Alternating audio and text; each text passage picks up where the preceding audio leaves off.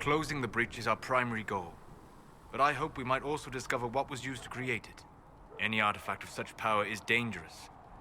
The destruction of the Conclave proves that much. You don't think whatever created the explosion was destroyed in the blast? You survived, did you not? The artifact that created the breach is unlike anything seen in this age. I will not believe it destroyed until I see the shattered fragments with my own eyes. We would do well to try to recover whatever created the breach. Liliana's people have scoured the area near the blast and found nothing. Whatever the artifact was, it is no longer there. In any case, did you need me for anything? I'd be interested in hearing your opinions on Elven culture. I thought you would be more interested in sharing your opinions of Elven culture. You are Dalish, are you not?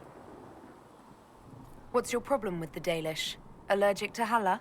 They are children acting out stories misheard and repeated wrongly 1,000 times. Oh, but you know the truth, right? While they pass on stories, mangling details, I walk the Fade.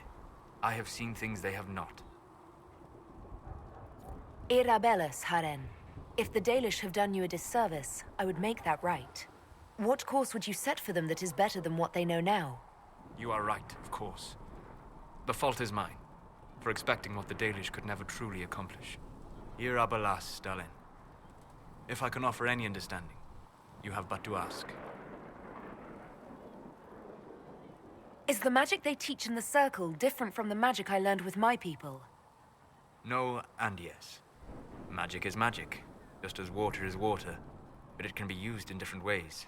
Dalish magic is more practical, not needing chantry approval, although they still frown on blood magic. Superstition. Much of it is more subtle. A legacy from when elves were immortal. The legends of elven immortality. Did they use magic to increase their lifespan? No. It was simply part of being elven. The subtle beauty of their magic was the effect, not the cause of their nature. Some spells took years to cast. Echoes would linger for centuries, harmonizing with new magic in an unending symphony.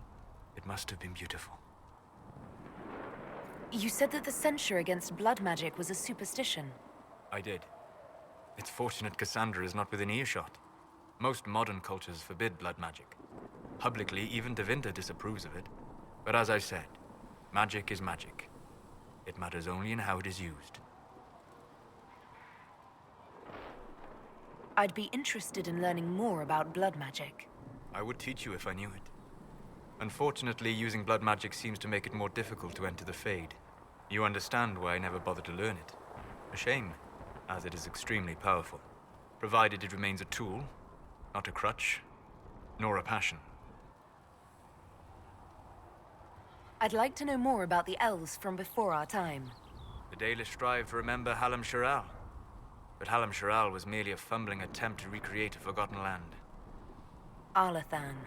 Elvanan was the Empire, and Arlathan its greatest city. Place of magic and beauty, lost to time. You've studied ancient elves. What else do you know of Arlathan? We hear stories of them living in trees, and imagine wooden ramps or Dalish Eravels. Imagine instead spires of crystal twining through the branches, palaces floating among the clouds. Imagine beings who lived forever, for whom magic was as natural as breathing. That is what was lost.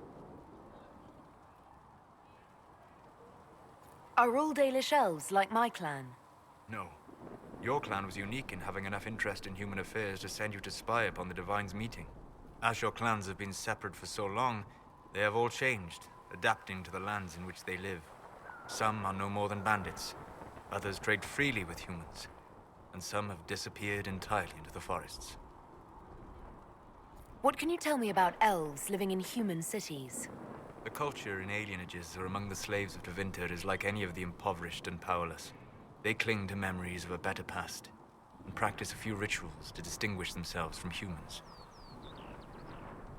We'll talk later. Goodbye.